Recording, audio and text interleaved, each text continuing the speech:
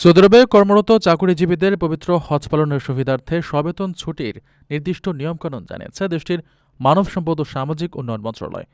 মঙ্গলবার প্রকাশিত এক ঘোষণায় মন্ত্রণালয় জানিয়েছে, কোনো কর্মী তার বর্তমান কর্মস্থলে টানা 2 বছর চাকুরি সম্পন্ন করলে তিনি হজ পালনের জন্য 10 থেকে 15 দিনের সবেতন ছুটি পাওয়ার যোগ্য বলে বিবেচিত হবেন।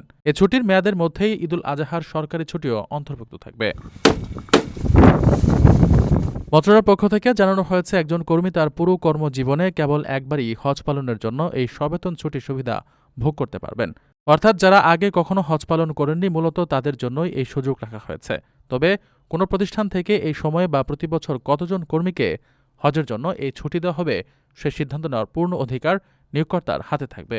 প্রতিষ্ঠানের কাজের চাপ ও সার্বিক প্রয়োজনীয়তা বিবেচনা করে মালিকপক্ষ বা নিয়োগকর্তা এই ছুটির বিষয়টি চূড়ান্ত করবেন।